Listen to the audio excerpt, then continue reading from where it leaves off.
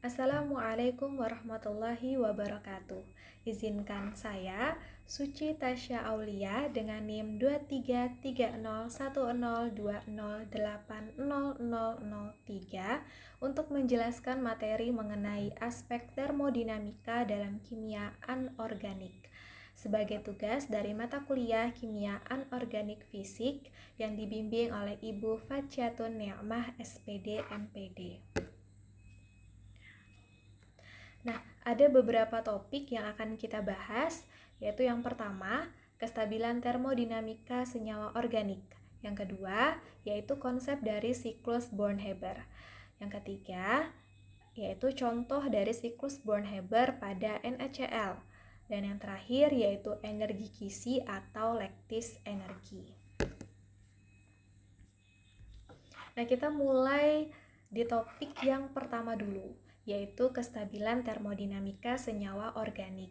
Kestabilan termodinamika itu menggambarkan kecenderungan suatu senyawa untuk tetap berada dalam bentuknya dibandingkan terurai menjadi unsur-unsurnya.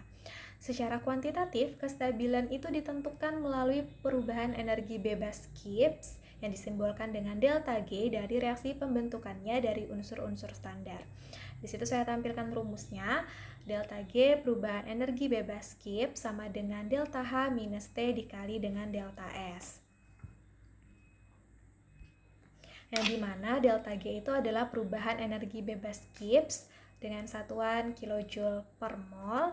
Delta H itu adalah perubahan entalpi dengan satuan kilojoule per mol. T adalah suhu dengan satuan Kelvin. Dan delta S adalah perubahan entropi dengan satuan joule per mol Kelvin.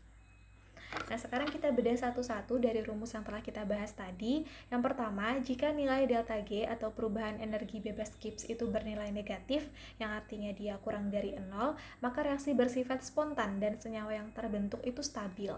Nah, sebaliknya, jika delta G-nya bernilai positif, lebih dari 0, maka reaksi tidak spontan dan cenderung tidak stabil. Lalu yang kedua, jika nilai delta H-nya negatif, perubahan entalpinya itu negatif, berarti dia kurang dari 0, maka menandakan reaksi itu melepaskan panas atau eksoterm. Sedangkan jika delta H-nya itu positif, lebih dari 0, berarti reaksinya menyerap panas atau endoterm. Lalu kita lanjut, jika nilai delta S-nya positif atau perubahan entropinya positif lebih dari 0, berarti sistem itu menjadi lebih tidak teratur setelah reaksi. Sedangkan jika delta S-nya itu negatif, kurang dari 0, berarti sistemnya itu menjadi lebih teratur. Dan yang terakhir, T itu menunjukkan suhu mutlak sistem yang dinyatakan dalam satuan Kelvin. Dengan rumus konversi dari suhu Celcius, itu ditambah dengan 273. Nah, secara keseluruhan, jika reaksi itu bersifat eksoterm, delta H itu negatif dan diiringi dengan peningkatan entropi, delta S-nya positif, maka perubahan energi bebas Gibbs itu akan selalu negatif pada semua suhu, sehingga reaksinya bersifat spontan. Nah, jika reaksinya itu endoterm, delta H-nya itu positif dan diiringi penurunan entropi, delta S-nya itu negatif, maka perubahan energi bebas Gibbs itu akan selalu positif dan reaksinya tidak akan berlangsung spontan pada kondisi apapun. Nah, di sini saya tampilkan contoh. Di situ diberikan data delta H minus 120 kJ per mol, delta S plus 150 Joule per mol Kelvin dengan suhu 298 Kelvin. Nah, penyelesaiannya yang harus kita lakukan, yang pertama itu kita harus menyamakan satuan delta S dengan delta H. Yang dimana data dari delta S, perubahan entropinya adalah 150 Joule per mol Kelvin. Kita bagi dengan 1000, maka menghasilkan 0,15 kJ per mol Kelvin. Langkah yang kedua, tinggal kita masukkan ke dalam rumus. Rumus yang telah kita bahas tadi, yaitu delta G sama dengan delta H minus T dikali dengan delta S. Kita masukkan nilainya, delta H adalah minus 120 kJ per mol, dikurangi dengan suhu 298 Kelvin, dikali dengan 0,15 kJ per mol Kelvin. Secara matematis, kita harus menyelesaikan yang perkalian terlebih dahulu. Hasilnya adalah 44,7 kJ per mol. Nah, kita lanjutkan. Kita masuk ke delta H-nya tadi. Delta H-nya kan minus 120 kJ per mol. Kita kurangi dengan hasil perkalian tadi, yaitu 44,7 kJ per mol. Hasilnya adalah minus 164,7 kJ per mol. Berarti kita dapatkan nilai perubahan energi bebas Gibbs-nya adalah minus 164,7 kJ per mol. Nah, di situ kita dapatkan delta G-nya adalah minus atau kurang dari 0, maka reaksinya berlangsung spontan pada suhu 298 Kelvin.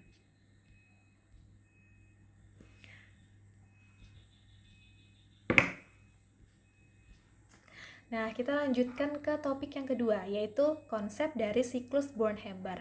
Nah, siklus Born-Haber itu merupakan pendekatan termokimia untuk menentukan energi Kisi atau lattice energi suatu senyawa ionik yang sulit diukur secara langsung.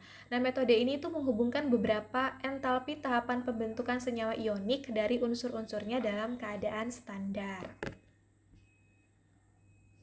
Nah, reaksi pembentukan senyawa ionik dari unsur-unsur padat dan gas itu dapat dianggap sebagai rangkaian beberapa proses energi yang meliputi pertama, sublimasi logam atau delta H sublimasi, yaitu perubahan logam padat menjadi atom gas. Ada ionisasi logam atau delta H ionisasi, yaitu penghilangan elektron dari atom logam gas untuk membentuk kation. Lalu ada disosiasi gas halogen atau delta H disosiasi, yaitu pemutusan ikatan antar atom dalam molekul halogen. Misalnya ada klorin, dia menghasilkan 2 klorin. Lalu ada afinitas elektron atau EA. Di situ singkatannya dalam bahasa Inggris ada electron affinity, biasanya disingkat dalam bahasa Indonesia AE, yaitu energi yang dilepaskan ketika atom non-logam menangkap elektron membentuk anion. Lalu yang terakhir ada pembentukan kristal ionik yang disimbolkan dengan UKC, yaitu energi yang dilepaskan ketika ion-ion gas bergabung membentuk padatan ionik. Nah, sekarang kita masuk ke contoh dari siklus Born-Haber pada NaCl. Di situ diberikan data reaksi pembentukan dari natrium dengan fase solid atau gas. Direaksikan dengan setengah mol klorin dengan fase gas menghasilkan NaCl berfase solid atau padat. Data yang diketahui yang pertama ada natrium dengan fase solid, dia menjadi natrium dengan fase gas dengan delta H sublimasi plus 108 kJ per mol. Lalu yang kedua ada setengah mol klorin dengan fase gas. Dia menghasilkan 1 mol klorin dengan fase gas dengan setengah delta H disosiasinya plus 122 kJ per mol. Lalu ada natrium dengan fase gas, dia menghasilkan natrium bermuatan positif dengan fase gas plus E-. E itu adalah elektron. Kenapa dia muatannya minus? Perlu diingat kembali bahwa elektron itu muatannya negatif. Jadi natrium melepaskan 1 elektron, dia menghasilkan Na+. Dengan delta H ionisasinya adalah plus 496 kJ per mol. Lalu data yang selanjutnya ada klorin dengan fase gas plus E- sama seperti tadi, E adalah elektron bermuatan negatif, dia menghasilkan Cl-. Berarti Cl-nya itu dia menangkap 1 elektron menghasilkan Cl-. Dengan afinitas elektronnya adalah minus 349 kJ per mol.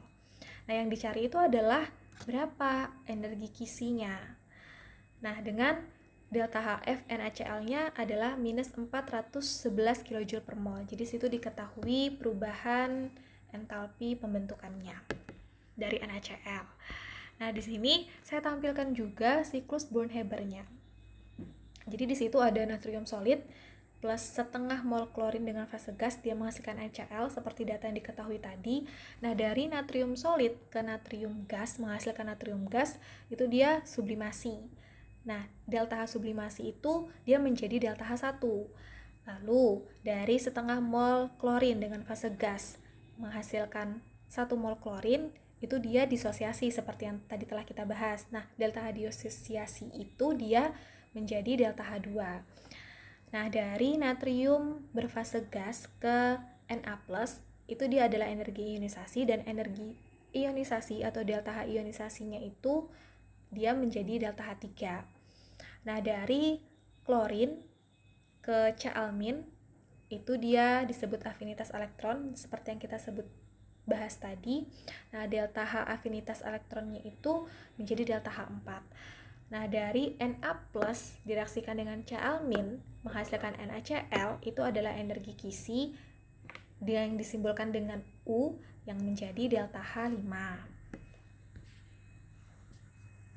Nah, kita selesaikan menurut hukum Hess, yang dimana delta HF itu sama dengan delta H1 ditambah dengan delta H2 ditambah dengan delta H3 ditambah dengan delta H5 dan ditambah dengan delta H4 ditambah dengan delta H5, yang dimana kita masukkan rumusnya tadi. Jadi delta HF dari NaCl itu kan tadi sudah kita bahas bersama bahwa delta H1 itu adalah delta H sublimasi, delta H2 adalah delta H disosiasi, delta H3 adalah delta H ionisasi, delta H4 adalah afinitas elektron, dan delta H5 adalah energi kisi. Nah, di situ delta HF NaCl-nya kan tadi sudah diketahui datanya adalah minus 411 kJ per mol, sama dengan kita masukkan nilai-nilai yang tadi yang telah kita bahas di data tadi. Delta H sublimasi adalah plus 108, delta H disosiasi adalah plus 122, jadi plus 108 ditambah plus 122 ditambah plus 496 ditambah minus 349 plus dengan energi kisi yang mau kita cari ini. Nah, di situ kita masukkan nilainya lagi, minus 411 kJ per mol sama dengan plus 377 ditambah dengan energi kisi. Lalu energi kisinya berarti minus 411 dikurangi dengan 377 kJ per mol, menghasilkan minus 788 kJ per mol. Di situ energi kisinya kita dapatkan minus 788 kJ per mol, yang artinya energi sebesar 788 kJ per mol itu dilepaskan ketika ion Na plus dan Cl min itu bergabung membentuk kristal padat NaCl. Nah, kita lanjut pada topik yang terakhir, yaitu energi kisi atau lattice energi. Nah, adalah energi yang dilepaskan ketika 1 mol kristal padat senyawa ionik terbentuk dari ion-ion gasnya. Di situ saya tampilkan reaksinya. Misal ada M dengan muatan positif berfase gas direaksikan dengan X bermuatan negatif dengan fase gas menghasilkan MX dengan fase solid. Dengan delta H itu adalah energi kisi. Nah, di situ faktor yang mempengaruhi energi kisi ada 2. Yang pertama yaitu muatan ion. Maka semakin besar muatan kation dan anion, energi kisinya semakin besar. Lalu yang kedua ada jari-jari ion. Semakin kecil jari-jari ion, maka akan semakin dekat jarak antar ion. Gaya elektrostatiknya semakin kuat, maka energi kisinya semakin besar.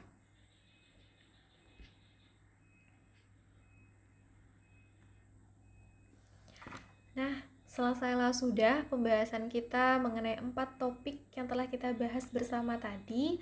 Terima kasih atas perhatiannya. Assalamualaikum warahmatullahi wabarakatuh.